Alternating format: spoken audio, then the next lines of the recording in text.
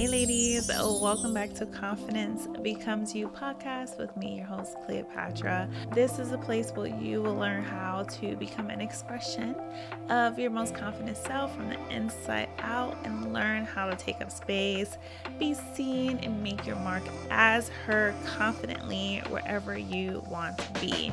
Because when you do, confidence will look so good on you. So if this feels like the right and aligned place for you to be in, then make sure you go ahead and subscribe. In today's episode, I am going to discuss how you can become your most confident self in the quickest way, and that is embodying. From now on, I encourage all of you to make this journey about becoming, stepping into a state of being as if you are her right now. Because in order for you to have what you desire to have, you need to do what you desire to do. But in order to do those things, you have to be first. So this is all about becoming. That is the first step in the quickest way. And it is so simple. It's not always the easiest, even though it is something that can actually be done overnight. It is just not easy because most of how we are right now is just something that was trained over time, something that we habitually did, we habitually thought, just things over time that brought us into the person we are now. And so I'm going to go over why embodying is actually the quickest way of becoming your dream self, to how to take on this transformation. So what exactly is embodying? So embodiment means to be an expression of or give tangible or form of a feeling or an idea. So technically is a form of manifestation. As you know, when you manifest something, typically that's something that you manifested first started out as an idea. It started out as a part of your imagination, a feeling that you wanted to experience. And then when it took form, when it became physical, when you was able to see it, touch it, experience it, that's when it was fully manifested. So you embodying your most confident self means to become an expression of who she is. You should be able to feel it, to see it, to experience it. Other people should be able to see the expression of who you are representing externally through your actions, how you speak, how you take up space, your energy, to bring it into form, to be able to see it from the inside out. So one thing I absolutely understand is that we are, all of us, we're becoming something. And oftentimes either we intentionally become something or we're not intentionally becoming something. And so when you are not in an intentional, active state of becoming the person that you truly desire to be or the person that you were created to be, you are neglecting. You are neglectfully becoming an expression of the person that you do not want to be or that you believe you shouldn't be more and more. And that is technically the law of becoming. We're either becoming better or we're becoming worse. There is no in between. And I highly doubt anyone intentionally decide to become worse, right? We don't intend to become worse. However, it is often done because we neglect it. We don't set our intentions on becoming. And that is one of the worst things that we can do for ourselves. Yes, we age, we're getting older, but by design, we are supposed to be inwardly becoming the best that we can be, physically, mentally, emotionally. We all have this desire to be more. It was innately given to us, but most times it just feels so far away. Trust me, and I get it. I completely understand how this feels. It almost feels impossible to become this person, for you to show up as her, as she wants to take up space as she wants to. But it's like this because there is a mental, emotional, physical, spiritual disconnect with that person. And it's not because it is impossible. all things is possible. It's not because it's impossible, but it's because you haven't started taking on the practice of embodying her, the practice of becoming. It's impossible to feel connected to anyone, mostly yourself on a deeper level, the person that you are trying to be, if you haven't intertwined spiritually, physically, mentally, emotionally. If you haven't started actively taking on embodying her, becoming an expression of her, it is impossible to feel that way, even if you don't feel qualified or worthy. For example, and this is one of my favorite examples because I feel like it is so easy to comprehend because a lot of us do this. But at one point in your life, you had a desire to drive. You had a desire to become a driver. Why? Is because you saw other people driving, your family's driving, your friends are driving, and you wanted to drive. Or you had to learn out of necessity. You had to learn because you had to get to the places that you wanted to go, right? You couldn't just wait till you felt ready to drive. You had to just do it. You had to get behind the wheel. You had to start practicing. You had to start learning, doing driver things as drivers do. And the more and more and more you got behind the wheel and you drove, you begin to internalize yourself to be a driver. And then at some point, without much thought, because you put it into practice so much, you connected with this person on a deeper level, mentally, emotionally, spiritually, you became a driver. Now, no one can tell you that you are not a driver. You will look at them like they're crazy because you just know that you are. You know this from the bottom of your core. This is part of your identity. I'm a driver. No one can tell you different. Nobody can tell me that I'm not a driver because I just know. This is what it means to be in a state of being. This means that you are a full expression of a driver. Now, let's say you put off driving for so many years because you never felt ready, right? You never felt good enough. You never felt qualified.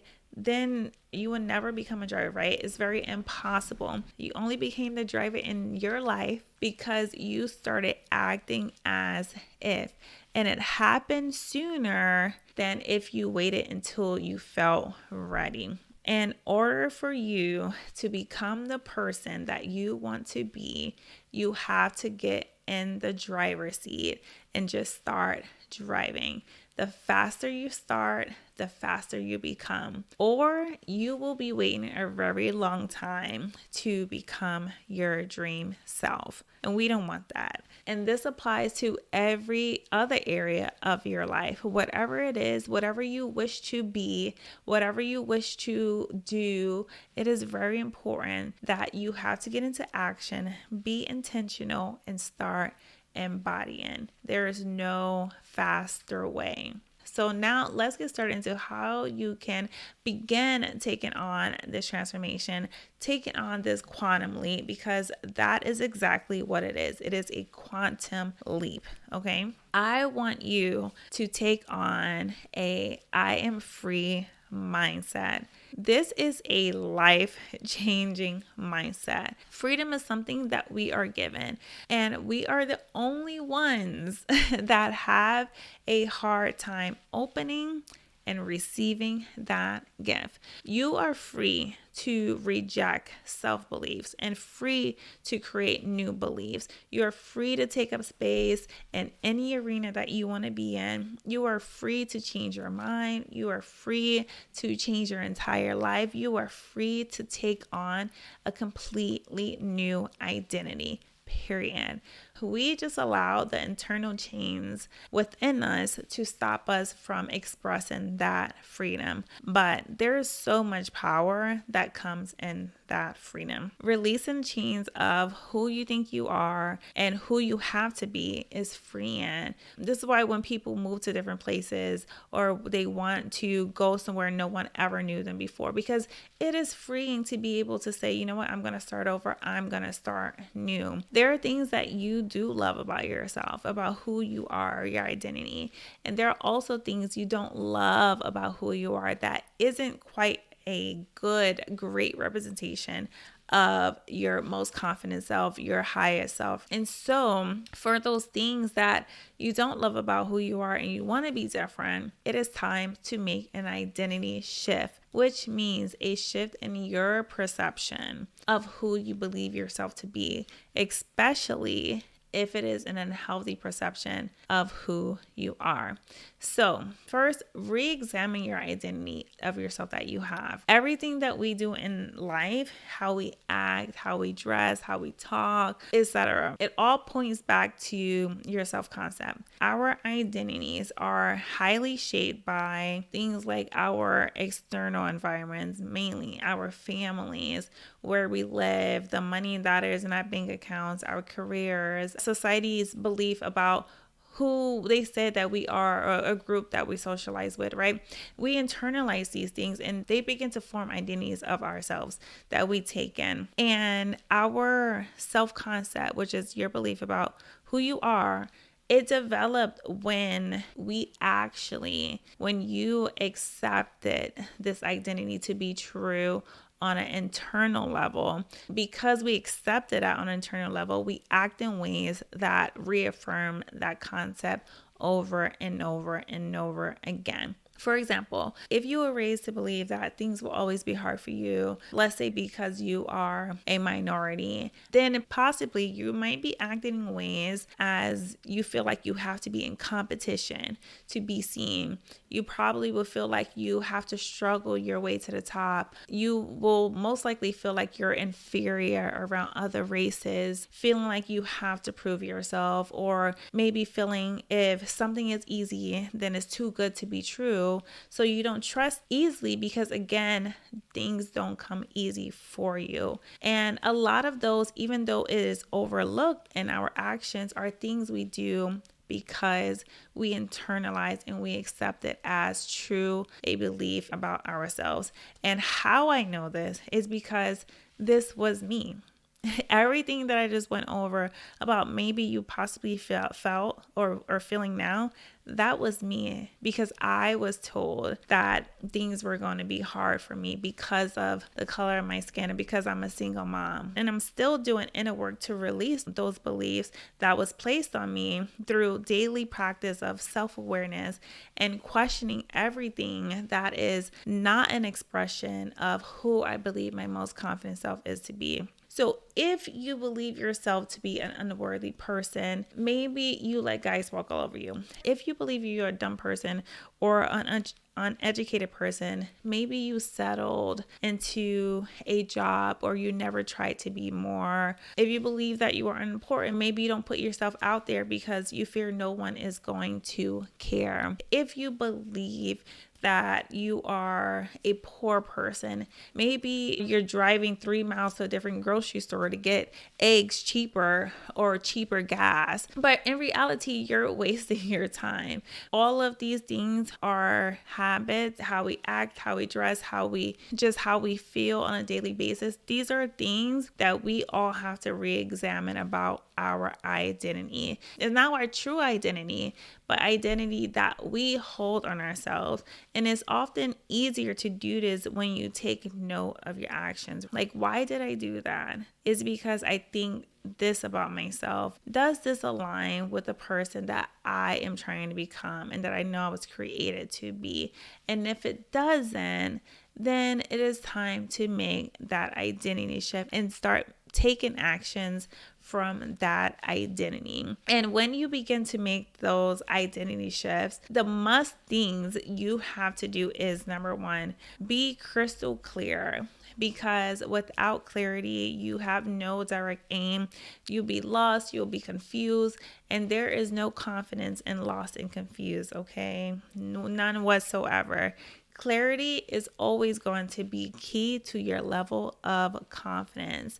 That's why I would say write out your most confident self, because when you do, you have clarity. You have a direction of who is the person that you are working to become. What I would recommend you do is having 3 top priorities for yourself and identifying who does this person need to be in order to be successful with these top 3 priorities. Now, when I first started practicing embodiment, I had so many things listed out about my most confident self, and that was great. But what I realized is that without having priorities, I would go back and forth between so many ideals. Even though I became better, I wasn't becoming one with the person that I was seeking to become. And what I mean by that is it wasn't fully internalizing to the point where I didn't need to make a conscious effort every single day. The whole practice of embodiment is to eventually self-actualize, and it becomes you. It becomes one with you, that you don't even have to think about it consciously. And that is very hard to happen without repetition. And repetition is going to be key in your practice of embodiment. It is a lot easier to embody and like fully internalize less ideals, especially when you have a clear, direct aim in a short period of time versus trying to embody so many different ideals, even though you want it, but in a short period of time. You're going to have time for that, trust me. But this allows you the ease of just allowing yourself to be in that person, that inner you, the person you become in presence for as long as you need to be without the pressure to hurry it up. Because here's the thing, like I just said, once we internalize specific ideals that we have, there are going to be other ideals, right? We're always evolving. We are going to have time, but you have to pick the one that's the most important, like the most, your top priorities. You cannot become an expression of every single ideal in one shot. This is why focus on your top 3 priorities that you have in your life right now, and focus on the person that you need to become to make those top 3 priorities a success. For example, one of my top priorities is ease and flow. This is my word for the year. This is my top priority out of my 3 priorities. This is so major to me because for my entire life, just turned 33 years old, and I would say for 32.70% of my life, I have lived in survival mode. I had a daughter when I was 21. I've been a single mom for all her life. I struggle financially, trying to figure out my life, working really hard because I want to build generational wealth. So I hustled and I overworked just to make it, just so that I can be someone special, just so that I can change my life, change my daughter's life. And so when I look back at my life, nothing good came from me being in survival mode. And so towards the end of last year, I made the decision to allow myself to receive ease, receive a life of ease. And this is a daily practice. And let me tell you, it's been challenging because I'm breaking habits of being the old me. I was in survival mode for my entire life. And so breaking those habits is challenging. I often have to have check-ins with myself to make sure that I become a person who just operates out of ease and flow. Who is the person that I need to be to radiate ease and flow? What do I need to do to become this person? And so here are a few things that I listed. I said my most confident self, she trusts her intuition and she allows that to guide her decisions. She lives in that flow. She just embraces her inner guide. That means being in tune with herself. She's not in struggle with back and forth. My most confident self delegates to get her time back. Time is something that is valuable and it puts me at ease. As someone who is very super independent, something that I am working on, and come from a background that typically looks at the cost of things before we look at what paying for this will give us our time back. So I do things like I pay for laundry to get done. I had a challenge with this before, like, oh, it's cheaper to do my own laundry. But then I saw the stress that I felt every time I did it myself, bringing the clothes from my house to the car, driving it to the laundromat, then putting inside the wash machine, and putting itself in a dryer, and then doing the same thing, coming back, and then having to fold them and put them away. And 1 or 2 weeks later, because I hated putting them away, and that made me cranky because I can spend my time doing something I enjoy versus the ease that I get when I just drop my clothes off. I have somebody wash them, I have somebody fold them, and all I have to do is put them away. It is amazing. And there's so much more, but these are some of the things that I can think of right now. And a lot of it is inner work, right? A lot of that includes inner work that needs to get done with this, because I have to be aware when I'm experiencing any type of friction with this person. There's still work. It doesn't happen overnight, but the faster I put myself, even if I feel uncomfortable with it sometimes, the faster I will become this person, because I have to act as if. So develop your top 3 priorities and focus on becoming the person you need to be to make these 3 priorities a success. Don't rush the process, act as if, and trust the process. There is no time limit. And to be honest, your priorities may even go past 2024. And that is okay, because the purpose is to fully internalize, not to jump to different ideals. You want to internalize, you want to self-actualize so that you can go from conscious effort, thoughts, and doing and acting to being who you are, to this just being who you are subconsciously, that you don't have to even think about it. It's just you. And I want you to open up your mind to believing that she already exists. Your dream self already exists on another plane. She just haven't fully formed. She hasn't fully manifested. She hasn't fully became an expression, and that is okay. This is part of the journey. I know that it seems that's not true, but the truth is that we are living in multiple realities. There are multiple possibilities, and the reality that we are living in is the one that we see based on our perceptions. This is why people with split personalities will experience 2 different types of realities and can be someone different in seconds. Is already within.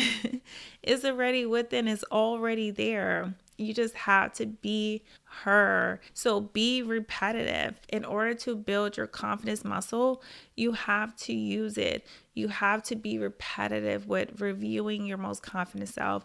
You have to be repetitive with your I am statements and taking action and showing up and act as if you are her now. Repetition is how habits are built. It is how our character and how our personality is formed. For example, like when we were growing up, our parents had to make us say thank you and excuse me repeatedly, because that's how it's going to be able to stick. If you repeatedly stay up late, it's going to become a habit. It becomes part of your identity. And you might say, I'm a night owl, right? You internalize messages about yourself because you heard it repeatedly. So in order to take a quantum leap from one identity to the next identity is to have repetition in that new identity. The quicker you become your dream self has so much to do with the frequency of repetition you make as being her. Next way of taking on this transformation is feeling is the secret. Not faking it till you make it, but allowing yourself to be in accordance. You have to feel it on an energetic level. That's what separates the good actors from the not so good actors. We can feel the energy through the TV screen, right? We can see the faking it versus if they fully embody this character because it feels so real. You can see it in their body language, their like expressions, their facial expressions. You can see it in their emotions. It's literally like they're the character and you completely forgot who they were in real life. And it's almost like you believe they're the same person because you feel their energy so well. This is why, for example, when let's say an actress, she plays a role and she is horrible. She is mean in that role. She does evil stuff in that role. You can almost not like them as who they are in real life because of that role. You can almost feel like they're that character in real life, even though they were just playing a role. Or superheroes, right? The people who play these superheroes in those movies, but in real life, they're almost still like that superhero because you just love them. You loved who they embodied in the movie, that you almost think that they are this person in real life, but they're not. They were just embodying this role. They fully internalized on an energetic level and felt as they were this person. So this is why feeling is the secret as you take on the transformation. When you begin to feel as you are she, and assume that you are her and act as her because of that assumption, is you are more likely to become her faster. If you assume that you are a healthy person and you feel like a healthy person, you will more than likely take actions as a healthy person. Remember what I said, you only feel far away from her because you are not actively acting as if and not allowing yourself to just sit in her presence. Another practice to incorporate in this feeling is a secret is visualizing. When you connect visuals, you're able to feel more than just looking at words. Some people like dream books, some people like looking at vision boards, but which one is your favorite? Allow yourself to put yourself in that picture and feel it. But the key here is always repetition. You have to do it repetitively feeling in alignment with who you are to be. Bouncing back and forth is part of the process, right? But someone has to win. So focus more on feeling the feeling you want to feel, which is your most confident self. The next way with taking on the transformation is to let go of the past versions of yourself if you want to move forward. There's always that median where you feel you want to do things the way that you used to do, but you know your most confident self won't do that. But again, someone has to win. Which one is it going to be? Is it going to be my old self, or is it going to be the person that I'm becoming? Like the example that I gave above with ease and flow. There's a battle that happens sometimes within me where I have this craving of working another hour or two because I just want to get things moving faster. And then I have to fight that older version of me and say, no, my most confident self will stop right now and go spend time with her daughter, or she will go work out or go read a book or just take a break because she trusts with what she did was enough and everything is working out. She doesn't feel that need to hustle. It's always going to be a median. And so when this happens, I have a choice to make who wins. Because the person who wins is the person that I am more likely to stay. So you will have to make a choice between your past self and the person that you are craving to become. This is how you're going to break that habit of being yourself. And it is work because old habits, like I said, we've done for so long. You may try to make excuses to justify why you need to do what your old self was doing. But for me, as with my example, that feeling of craving to hustle comes from fear and worry.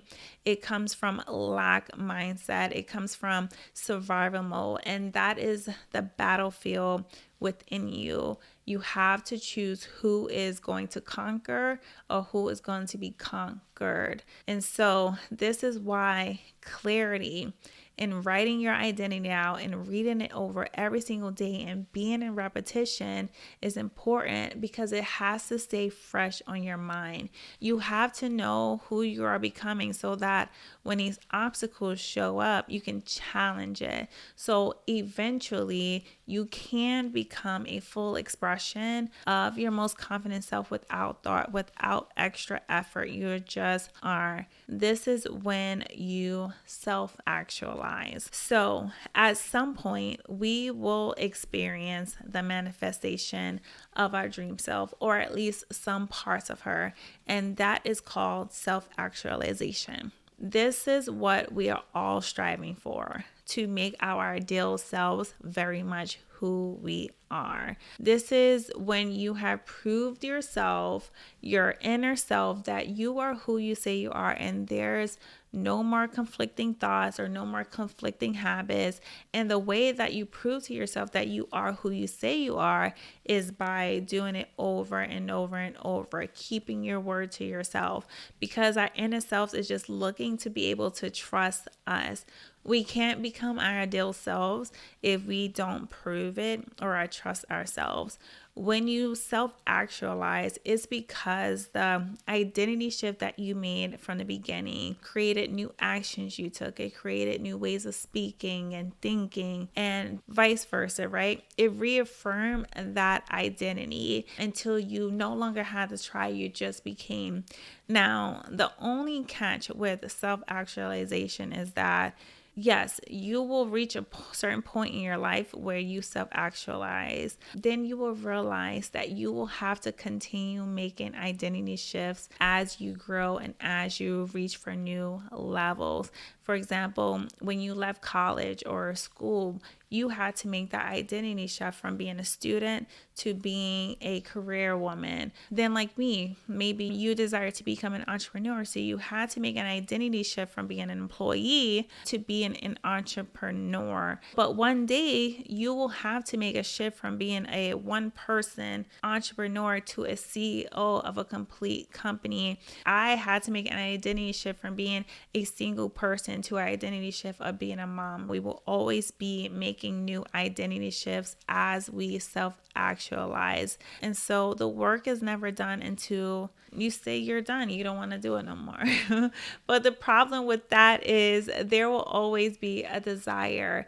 You know, the desire is innate. You know that you can be more. You know that you can do more. You know that you can create more. And so that desire to step into this new level and create a higher level identity will probably never go away, because we don't know enough. We don't know enough. The sky is the limit. You are limitless. You are not limited. And so I really just desire for all of you to say, like, I'm going to take on the identity of my dream self, my most confident self, because I know that embodying her now is the quickest way of actually becoming her. I can't just think my way to becoming. I have to think and then be active, be an active participant. I have to be moving and taking on a state of being. Everything that I desire to have in my life starts with becoming and doing that now. You are your main character. You are the main character in your book. You are the lead actor in your movie. You are free. Like I said, developing that free mindset. You are free to create the character that you want. You are free to become whoever it is that you truly want to be, and you are free to act her out now. You are free. So embody her. And so, yeah. If you love this episode, make sure you comment, like, and subscribe if you're watching on YouTube. If you are listening on your favorite podcasting platform, make sure you go ahead and subscribe and leave a rating review. It will be greatly appreciated. Ways to connect with me. Any links to any freebies I have will be listed in the show notes or description box. And yeah, that is it for this episode. And until next time, guys, bye.